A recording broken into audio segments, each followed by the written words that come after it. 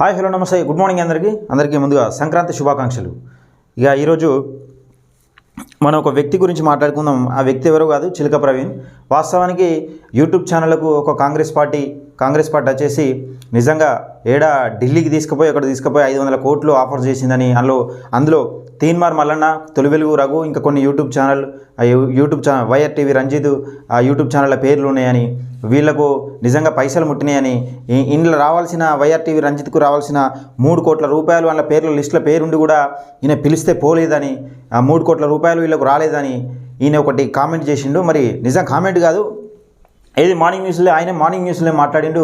మరి మతిస్థమితం ఉండి మాట్లాడుతున్నాడా, మతిస్థమితం లేక మాట్లాడుతున్నాడా? అసలు నువ్వు ప్రజలకు ఏం చెప్పదలుచుకున్నావు? నిజంగా తెలంగాణ ప్రజలకు నువ్వు ఇచ్చే సందేశం ఏంటిది? తెలంగాణ ప్రజలకు నువ్వు ప్రజల పక్షాన కొట్లాడుతున్నావా, నాయకుల పక్షాన కొట్లాడుతున్నావా, సోయి ఉండి మాట్లాడుతున్నావా, సోయి లేక మాట్లాడుతున్నావా?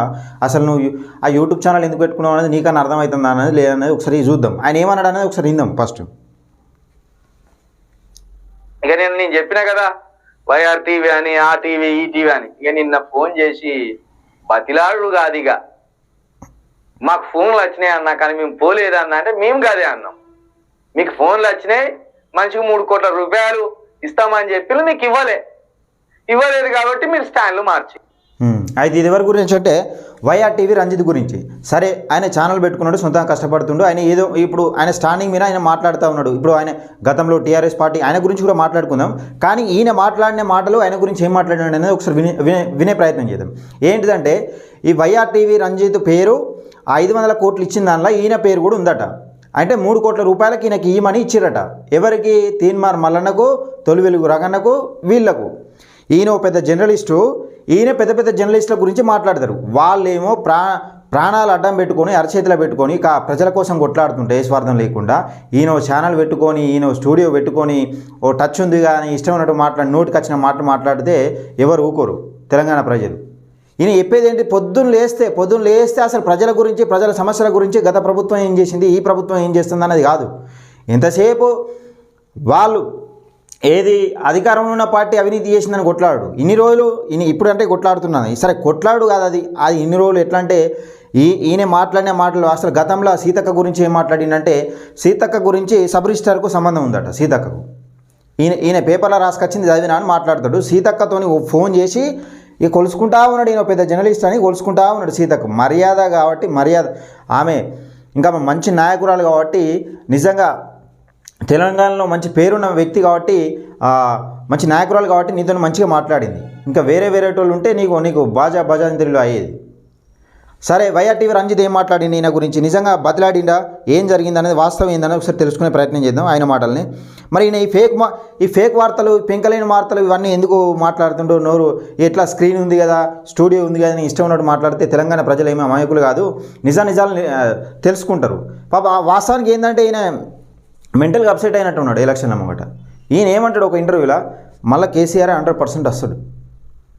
ఏగో ఓ పక్క కాళేశ్వరం నిరుద్యోగులు చచ్చిపోతూ ఉంటే, కాళేశ్వరం అవినీతి జరిగింది, అక్కడ 1,30,000 కోట్లు పెట్టి అవినీతి జరిగింది, అలా కుంభకోణం జరిగింది, ఆ ప్రాజెక్ట్ ఎవరికి రాకుండా పనికి రాకుండా పోయిందని తెలంగాణ ప్రజలు మొత్తుకుంటే, తెలంగాణ రాష్ట్ర ప్రజల చెమట చుక్కతోను కట్టిన ప్రాజెక్టు ఎవరికి అక్కడికి రాకుండా పోతుందంటే, ఈయన దాని గురించి మాట్లాడకుండా, ఇటు నిరుద్యోగులకు ఉద్యోగాలు ఇస్తున్నావు దాని గురించి మాట్లాడకుండా, దళిత బంధు ఇంటికో ఉద్యోగం అన్నావు, దళిత బంధు అన్నావు, దాని గురించి మాట్లాడకుండా ఈయన ఏమో వెంకుతా ఉంటాడు పొద్దున్న లేస్తే. ఈయన కట్ట ఫోన్ చేసి బతలాడి ఆ లైవ్లో కాల్ చేస్తారు. ఇంకా ఆ లైవ్లో ఈయన కాల్ చేస్తే అవి కూడా ఫేకే కావచ్చు నాకు తెలిసి. అసలు వైఆర్ టీవీ రంజిత్ ఏమన్నాడు ఒకసారి ఈయనే ప్రయత్నం చేద్దాం. మరి ఈయనకు ఏ పార్టీ పరం ఉన్నది, ఏం కథ అన్నది ఒకసారి చూద్దాం. ఇక చిలక ప్రవీణ్ నా మీద చేస్తున్న ఆరోపణలకు సంబంధించి ఆయన సాక్ష్యాధారాలతో సహా నిరూపించాలి. ఆయనకు చాలా క్లారిటీగా నేను ఫోన్ చేసి, నువ్వు వాస్తవాలను తెలుసుకో, నా వీడియోలన్నీ పూర్తి స్థాయిలో నువ్వు పబ్లిక్ చేస్తున్నావు, ఏంది అంటే ఆయన బతిలాడతాను, నా బొత్సుగాడు బతిలాడతాడు, ఫేక్ వార్తలన్నీ తీసుకొచ్చి బదనాం చేసే ప్రయత్నం చేస్తున్నారు. అయిందా? ఏమన్నాడు విన్నారా? మళ్ళీ ఒకసారి విందాం. అట్లా ఈరోజు జర్నలిజంలో ఇన్ని సంవత్సరాల నుండి చిలక ప్రవీణ్ నా మీద చేస్తున్న ఆరోపణలకు సంబంధించి ఆయన సాక్ష్యాధారాలతో సహా నిరూపించాలి. ఆయనకు చాలా క్లారిటీగా నేను ఫోన్ చేసి, నువ్వు వాస్తవాలను తెలుసుకో, నా వీడియోలన్నీ పూర్తి స్థాయిలో నువ్వు పబ్లిక్ చేస్తున్నావు, ఏంది అంటే ఆయన బతిలాడతాను, నా బొత్సుగాడు బతిలాడతాడు, ఫేక్ వార్తలన్నీ తీసుకొచ్చి బదనాం చేసే ప్రయత్నం చేస్తున్నారు ఈరోజు. జర్నలిజంలో ఇన్ని సంవత్సరాల నుండి పనిచే ఇది నీ కథ. అసలు నువ్వు క్యూ న్యూస్లో పని చేయకపోతే నీ ముఖం ఏమనుకో తెలియదు, నువ్వెవరో తెలియదు, నీ ముఖం ఎవరికో తెలియదు. నువ్వు ఇలా స్క్రీన్ పెట్టుకొని ఉన్నది కానీ ఓ పేంకుడు వార్తలు రాసుకుంటా ఓ చదువుకుంటా ఏం తమాషాలు చేస్తున్నావు. వార్తలు చదివితే చక్కగా చదువు, కానీ ప్రజలకు ఏం ఉపయోగపడుతున్నాయి నీ వల్ల? ప్రజలకు ఏం ఉపయోగం? నువ్వు ఎందుకు పెట్టుకున్నావు? పాపం ఎలక్షన్ల మూమెంట్లో ఎవరిని పట్టించుకోలేకపోవచ్చు. గట్టి కౌంటర్ ఇచ్చిండు వైఆర్టీవీ రంజిత్. 3 కోట్ల రూపాయలట చెట్లకు కాస్తున్నాయట యూట్యూబ్ ఛానళ్ళకు ఇవ్వడానికి కాంగ్రెస్ పార్టీ అట వంచిందట. కాంగ్రెస్ పార్టీ ఏ శాటిలైట్ కూడా పనిచేయలేదు కాంగ్రెస్ పార్టీ కోసం. కాంగ్రెస్ పార్టీ సోషల్ మీడియాని నమ్ముకొని వచ్చింది పైకి. అంటే ఆ పార్టీకి నేనేమో సపోర్ట్ చేస్తున్నట్టు కాదు. కేసీఆర్ కొమ్ము కాసుకుంటా ఒక కేసు కాగానే గ్యాదర్ కిషోర్ దగ్గరకు పోయి మొఖాల విన వంగినవు. నువ్వు మాట్లాడుతున్నావు ఇలా. నేను గిందుకు కాదు ఆర్ఎస్ ప్రవీణ్ కుమార్ సార్ పక్కకెట్టింది. 3 సార్లు పోతే బీఎస్పీ పార్టీలో కోతాను పోతే ఆ మధ్యలో ఇంకా ఎట్లా BSP RS Praveen Kumar sir విన కూడా మాట్లాడిండు. ఇష్టం ఉన్నట్టు మాట్లాడితే అరుచుకున్నట్టున్నారు పాపం. ఇక తక్కువైంది, ఆ జోలి కోతలేడు. నోటి దూలతోని ఇష్టం ఉన్నట్టు మాట్లాడుకుంటా జర్నలిజం అని. 3 కోట్ల రూపాయలు అంటే నీ ఛానల్కి ఏపాటు ముట్టినాయి మరి? అలా నువ్వు లేవా? అలా నువ్వు కూడా ఉన్నావు కావచ్చు మరి. ఏమేరికా తెలంగాణ ప్రజలు ఇప్పుడు నువ్వు చెప్పే తెలంగాణ ప్రజలు నమ్మనప్పుడు ఇప్పుడు నీ ఛానల్ కూడా అమ్ముడు పోయింది కావచ్చు. ఏమేరికా తెలుసా మాకు మరి? ఫేక్ వార్తలను పెట్టుకుంటా ఇష్టం ఉన్నట్టు నోటికి వచ్చినట్టు మాట్లాడుకుంటా నీ స్వార్థం కోసం నీ ఛానల్ ఎవరిని అడిగినా చెప్తారు. నీ ఛానల్ అనేది నీ స్వార్థం కోసం పెట్టుకున్నావు, ప్రజల కోసం పెట్టుకున్నది కాదు.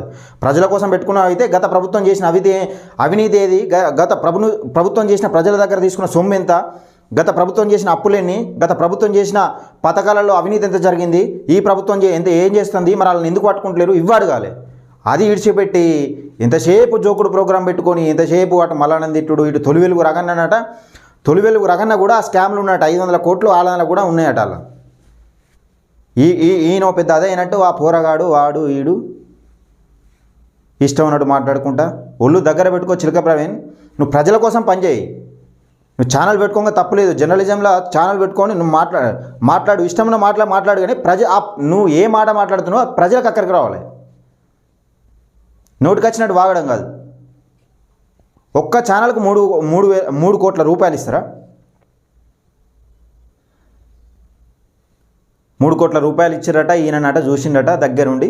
ఆ 3 కోట్ల రూపాయలు ఈయన అనకపోతే ఇంకా ఫోన్ చేశాట. ఈయననట బదిలాడుడట. ఇక బదిలాడు కాదని మాట్లాడుతాడు. ఇక పెంక ముఖం వేసుకొని